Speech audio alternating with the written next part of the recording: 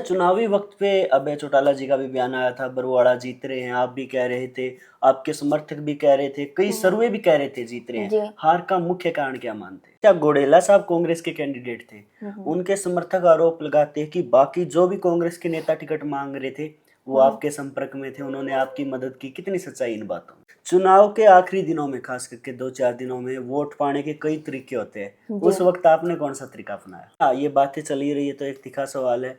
आपके हल्के के लोग कहते हैं कि आप चुनाव आ रहा था स्वार्थ के लिए जो है सालासर की बसें चलाते थे, अब बंद कर दी। और मैं आपको बताना चाहती हूँ कि ये जो पैसे हमें कोई विरासत में नहीं मिले। मेरे ससुर जी ने 300 रुपए की नौकरी से अपना काम शुरू किया था और आज उनकी मेहनत है कि आज हम इधर बैठे हैं। मैं बास्केटबॉल खेलती थी, उसमें भी ये थोड़ी था कि अगर मैं एक बार बास्केटबॉल के किसी मैच में हार गई तो मैं अगली बार बॉल नहीं उठाऊंगी। और अगर मुझे राजनीतिक गंदगी को साफ करना है और मैं गंदगी का हिस्सा बन के ही चुनाव जीतूं तो मैं अपने आप को ही नहीं चेहरा देखना चाहूंगी, अपना ही चेहरा नहीं देखना चाहूंगी। नमस्कार, मैं अंकित, हरियाणवी लाइफ आप देख रहे हैं। फिलहाल बरवाड़ा विधानसभा में हम मौजूद हैं, संजना सातरोड जी हमारे साथ है। सबसे पहले जो है मैं आपको थोड़ा पीछे का बता देता हूँ। इस बार जो है हरियाणा में चुनाव लोग कह रहे थे आमने सामने का है, या बीजेपी को जिताने का या हराने का, और दूसरी पार्टी थी कांग्रेस। गिनी चुनी ही विधानसभा ऐसी थी जहां पर कोई तीसरा कैंडिडेट किसी पार्टी से या इंडिपेंडेंट जो है मजबूत था, जिसके जीत की भी लोगों को उम्मीद थी। बरवाड़ा विधानसभा भी उसी में आती थी। संजना सातरोड जी पहले इंडिपेंडेंट थी और तैयारियां कर रही थी। वो बात अलग है कि हर पार्टी से लगभग इन्होंने टिकट मांगा था। आखिरी वक्त पर इनेलो से ये टिकट ले आए, चुनावी मैदान में आए, और आगे का परिणाम आपको पता है। उस विषय पर भी चर्चा करेंगे और इनकी आगे की राजनीति को लेकर क्या विजन है उस पर भी चर्चा करेंगे। मैम नमस्कार, स्वागत है। नमस्कार आपको और आपके सभी दर्शकों को। अच्छा, सबसे पहला सवाल यही है, चुनाव खत्म हो गए हैं, परिणाम आ गए हैं, आपको क्या उम्मीद थी यही परिणाम आएंगे?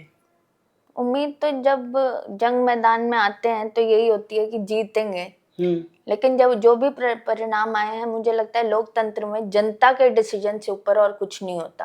हो सकता है कि मेहनत थोड़ी कम रह गई हो, आगे और करेंगे।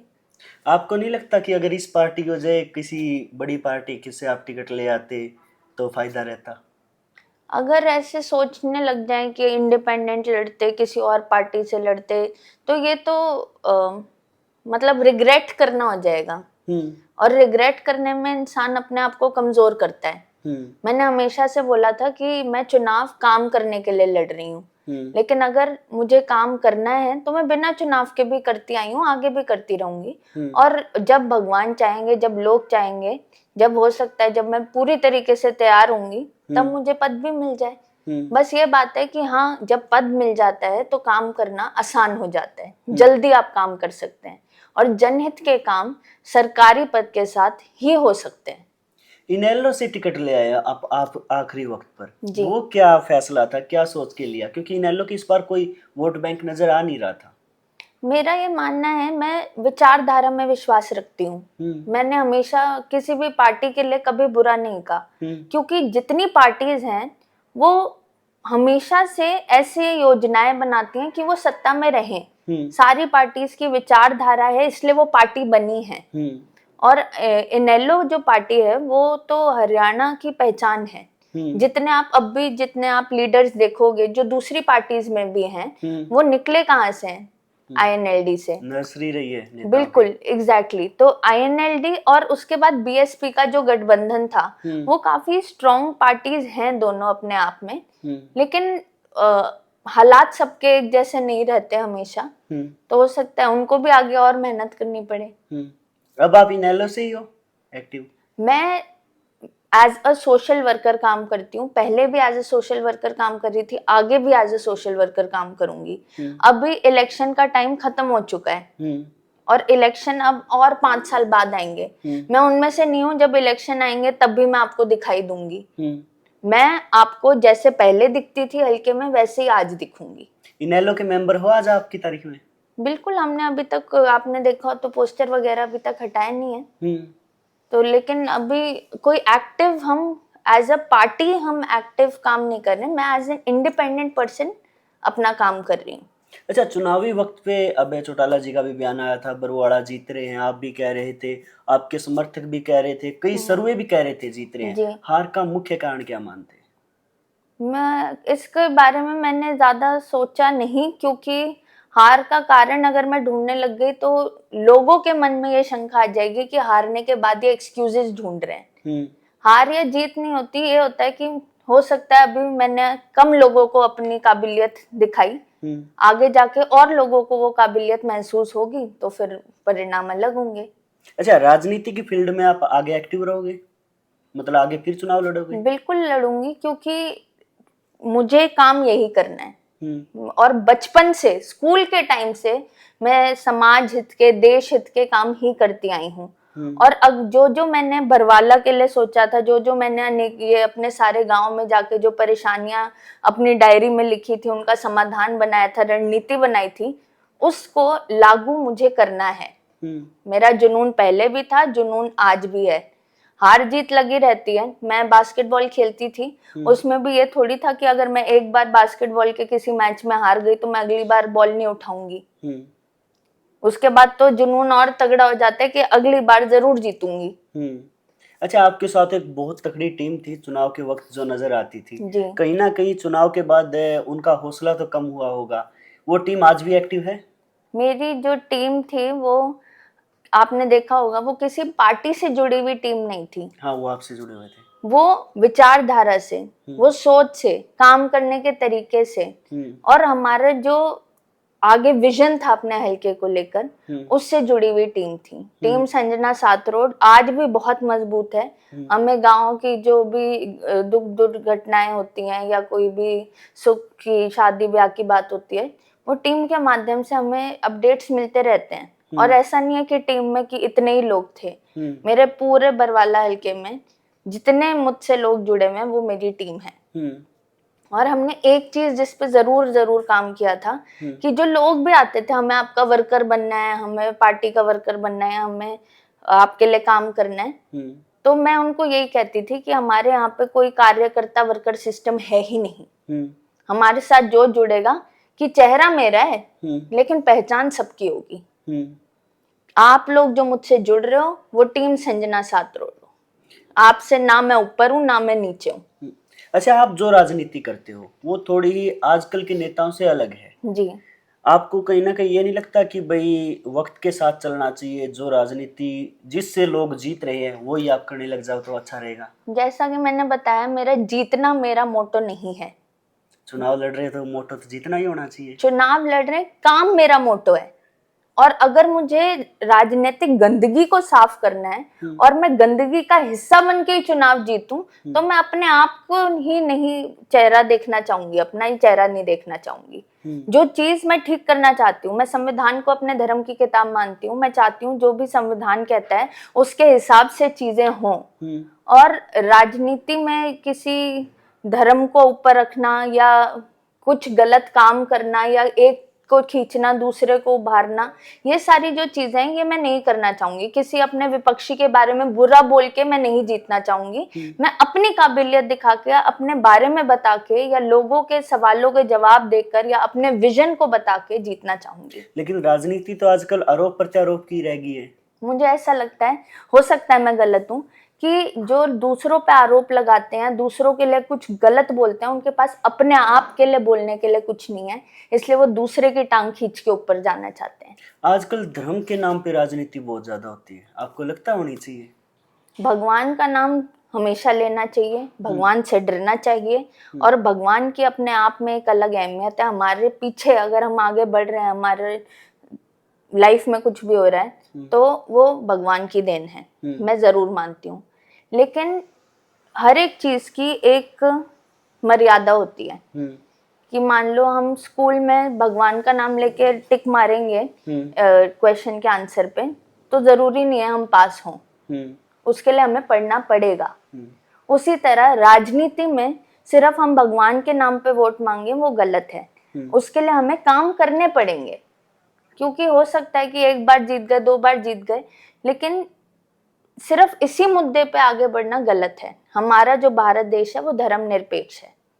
अच्छा, घोडेला साहब कांग्रेस के कैंडिडेट थे, उनके समर्थक आरोप लगाते हैं कि बाकी जो भी कांग्रेस के नेता टिकट मांग रहे थे वो आपके संपर्क में थे, उन्होंने आपकी मदद की। कितनी सच्चाई इन बातों में? मेरे पास कोई एक्टिवली आके ये नहीं बोल रहे थे कि हम किसी के विरोध में हैं या कुछ हैं, लेकिन मैंने एक चीज जो देखी वो ये है कि आप गुड़ेला जी जगह जगह जाके ये भाषण दे रहे हैं कि उनका साथ कांग्रेसियों ने नहीं दिया। तो मैं ये कहना चाहती हूँ कि अगर उनके साथ उनकी पार्टी वाले ही नहीं थे तो फिर ये तो टिकट वितरण में दिक्कत आई है। उनको देख के उस इंसान को देना चाहिए था जिसका पार्टी वर्कर्स जिसके साथ हो। तो फिर ये तो वैसे भी बहुत गलत बात है। जेपी जी का भी उन्होंने अनादर किया, वो बहुत गलत था। भले ही मैं INLD का हिस्सा थी, लेकिन मैंने इस बारे में जरूर बोला कि अपने पार्टी के वरिष्ठ नेता जीते हुए MP, भारी बहुमत से जीते हुए MP के लिए अगर अनादर किया है वो गलत है। शैलजा जी का अनादर हुआ जो कि बहुत वरिष्ठ नेता हैं, बहुत जानी मानी नेता हैं, चहेती नेता हैं, अगर उनका अनादर हुआ तो वो गलत था। तो अगर आप किसी इंस्टीट्यूशन का पार्ट हैं, किसी पार्टी का पार्ट हैं और उसके बाद आप उनके एल्डर्स को, अपने बड़ों को वो इज्जत नहीं दे पा रहे तो क्यों लोग आपका साथ देंगे? अगर वो पार्टी के भी लॉयलिस्ट हों तो उनके लिए पार्टी की लॉयल्टी इतनी बड़ी नहीं थी, शायद उनके लिए नफरत ज्यादा होगी। अच्छा, एक बरवाड़ा में जो है हर बड़ा नेता हर पार्टी का, राहुल गांधी जी कांग्रेस से हो गए और बीजेपी से मोदी जी, और आपकी पार्टी से भी जो आपके स्टार प्रचारक थे अभय चौटाला जी हो, ओम प्रकाश चौटाला जी हो, सभी आए। बरवाड़ा का चुनाव इतना खिंच कैसे गया था? हो सकता है कि इधर ज्यादा काबिल लोग हो हो सकता है यहाँ पे समीकरण समझ ना आ रहे हो, तो सब लोग चाहते थे जीतना, तो सबने अपना एडी चोटी का जोर लगाया। मुकाबला त्रिकोणीय था यहाँ का, वो आपने कैसे फेस किया? आप मतलब कि अगर आमने सामने की लड़ाई हो, मैं स्पष्ट कर दूं अपना सवाल, तो वहाँ ये होता कि भाई इसको हराना है। यहाँ तो ये समझ नहीं आ रहा था ना किसको और किसे हराना है। मैंने जैसे बताया कि, और आपने खुद ही अपने मुंह से बोला कि मैं राजनीति को वो सेम पैटर्न पे फॉलो नहीं कर रही कि मुझे किसी के हिराना है, मुझे किसी को नीचे ही खींचना है, किसी का विरोध करना है। मैंने जो राजनीति करी है, मैंने जो इलेक्शन लड़ा है, वो मैं अपने लिए लड़ रही थी, अपने लोगों के लिए लड़ रही थी। मैंने किसी को विपक्ष मान के इलेक्शन लड़ा। मैं अपना काम कर रही थी, अपने वोट मांग रही थी, अपने लोगों से मिल रही थी, जिन कोई अगर खफा था तो उनसे भी बात कर रही थी। लेकिन मैंने कभी ये नहीं देखा कि मेरा कंपटीशन क्या कर रहा है। हो सकता है मेरी कमी हो, लेकिन बात यह है कि मैं आगे भी इसी तरीके से लड़ूंगी, किसी को हराने के लिए नहीं, खुद जीतने के लिए। चुनाव के आखिरी दिनों में, खास करके 2-4 दिनों में वोट पाने के कई तरीके होते हैं, उस वक्त आपने कौन सा तरीका अपनाया? जी, मैंने जैसे बोला कि मैं कर्म में विश्वास रखती हूँ, भगवान से डरती हूँ। तो मैं जिस चीज के लिए विरोध करती हूँ, जिन चीजों के लिए आवाज उठाती हूँ, वो चीज मैं खुद नहीं कर सकती। तो जो भी गलत काम है, दारू बांटना, पैसे बांटना, या कोई किसी को डराना, धमकाना, दबाव बनाना, मैंने ऐसा कोई काम नहीं किया। एक आपने कानून की पढ़ाई की है जी, और ईवीएम को लेकर भी आपने जो है फोटो वाला भी आपने ही करवाया था जी। अब ईवीएम ही शक के दायरे में है, लोग ईवीएम पे सवाल उठा रहे हैं, उस पे आपकी क्या राय है? अगर इतने इतने लोग बोल रहे हैं तो इसके ऊपर कार्यवाही होनी चाहिए, और लोगों को इसकी ट्रांसपेरेंसी के बारे में अवेयरनेस पहुंचाना बहुत जरूरी है। आप कोई भी कानून बना लो, आप कोई भी लोगों के हित की चीजें कर लो, उनके लिए फ्री एजुकेशन कर दो, फ्री पानी कर दो, फ्री कुछ भी कर दो, लेकिन अगर लोगों को उसके बारे में पता ही नहीं है तो फिर वो चीज किसी काम की नहीं। तो पहला स्टेप ही अवेयरनेस है, जागरूकता है कि लोगों को बताया जाए। अगर ईवीएम पे इतने उंगलियां उठ रही हैं तो फिर उसके बारे में अवेयर करना कि कैसे वो ट्रांसपेरेंट है, कैसे उसमें दिक्कतें नहीं हो सकती या नहीं है, वो लोगों को बतानी पड़ेंगी। और जब तक वो लोगों को नहीं बताई जाएंगी तब तक ईवीएम में दिक्कत है। चलो लास्ट के 2 सवाल। एक तो आपके हल्के के लोग जानना चाहते हैं अब आपका मतलब दिनचर्या क्या रहता है, बिजनेस की तरफ डाइवर्ट हो गए, हल्के में हो ये, और एक आगे की राजनीति के बारे में आप क्या सोच रहे हैं खुद के बारे में?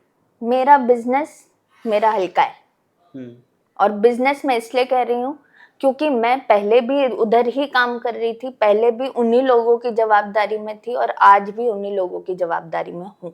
कोई भी दुख दुर्घटना की बात होती है मैं उधर जरूर पहुंचती हूँ। कोई भी गरीब बहन बेटी की शादी होती है मैं उधर जरूर पहुंचती हूँ। कोई खेल टूर्नामेंट हो गए कबड्डी के किसी और के, उधर भी जरूर पहुंचती हूँ। मंदिरों में जागरण भागवत कुछ भी, या कोई अपने घर में प्यार से बुलाते हैं उधर भी पहुंचती हूँ। क्योंकि मेरा मकसद यही है, मुझे लोगों के बीच में रहना है और किसी भी तरीके से उनकी मदद कर सकूं मुझे वो करना है। हाँ, एक बात जरूर है कि पैसे की मुर्गी बनने के लिए मैं ये काम नहीं कर रही। बोलते हैं ना कि पैसे बांटने के लिए नहीं। हाँ, लेकिन अगर कानून के हिसाब से, अपनी कलम के हिसाब से या अपनी के किसी और तरीके की मेहनत से मैं लोगों को अगर उनके हक पहुंचा सकूं, उनको अवेयर कर सकूं, तो वो मेरा काम है। और मेरी आगे की जो राजनीति है वो भी अवेयरनेस पे रहेगी। लोगों को जागरूक करूंगी, उनको उनके हक बताऊंगी, और जब डिसीजन की बारी आएगी उन पे कोई दबाव नहीं बनाऊंगी।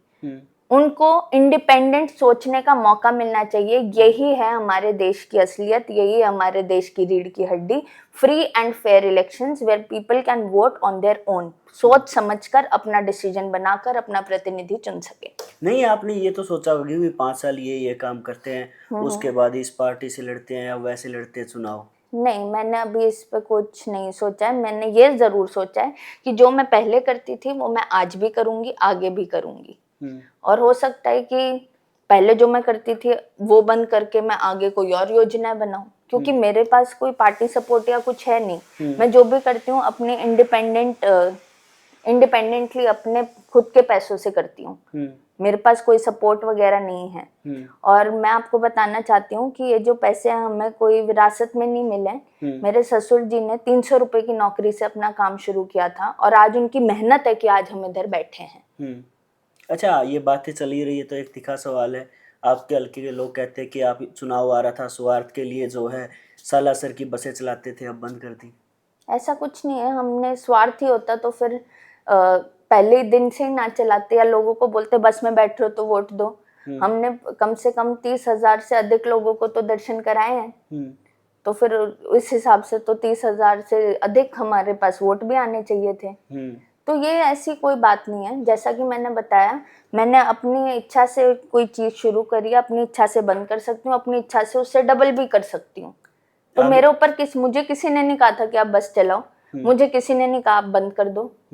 तो फिर ये मेरी इच्छा है। मैं अगर मेरे को भगवान ने चुना कि मैं इतने श्रद्धालुओं को दर्शन करा सकूं, तो फिर मैंने कराए। अब भगवान ने अगर मेरे लिए कोई और रास्ता चुना है, या मैं नरेगा वर्कर्स के लिए उन तक पानी की सुविधा पहुंचा सकूं या उनको टी-शर्टें बांट सकूं, ये सारी चीजें कराने वाला भगवान है, जिसकी जो श्रद्धा होती है। अब मान लो एक जगह गौशाला में 11,000 रुपए दे दिए और अगली बार मान लो पैसे ही कैरी नहीं कर रहे, तो हाथ जोड़ के भी आ सकते हैं, है ना। तो ये तो है नहीं कि अगर एक चीज कर ली तो वो करती रहनी पड़ेगी। तो जो जैसी श्रद्धा होगी वैसे मैं करती रहूंगी। चलो, बहुत बहुत धन्यवाद, आपने इतना कीमती वक्त दिया। संजना सातरोड जी हमारे साथ थे और इन्होंने जो है अपने चुनाव को लेकर भी और फ्यूचर को लेकर भी जो है अपने विचार रखे हैं। आप कितने सहमत हैं कमेंट करके बताएं, वीडियो को शेयर करें, चैनल को सब्सक्राइब करें। बहुत बहुत धन्यवाद।